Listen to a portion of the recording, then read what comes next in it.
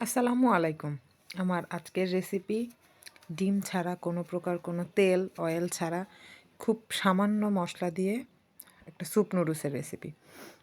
আপনারা তো দেখেছেন, প্রথম আমি একটু পানি গরম করে নিয়েছি।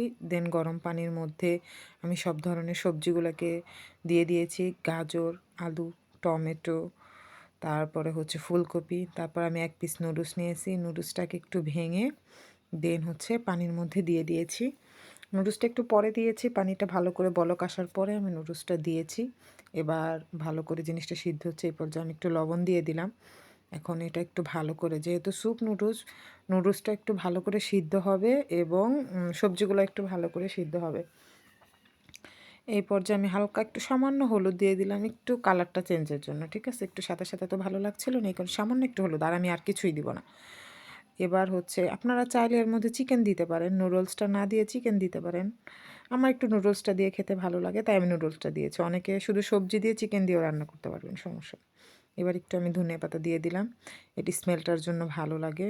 এবার হচ্ছে ভালো করে নেড়ে চেড়ে নিব। নেওয়ার পরে আমি এর মধ্যে কাঁচামরিচও দিয়েছি, হ্যাঁ, 2টা কাঁচামরিচ কেটে দিয়ে দিই। এই পর্যায়ে আমাদের রান্নাটা অনেকটাই শেষ পর্যায়ে।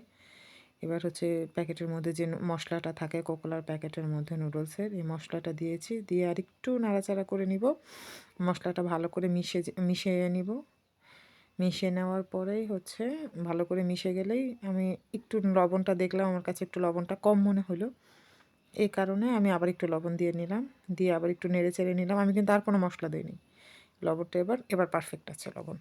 এবার দেখেন আমার রান্না শেষ।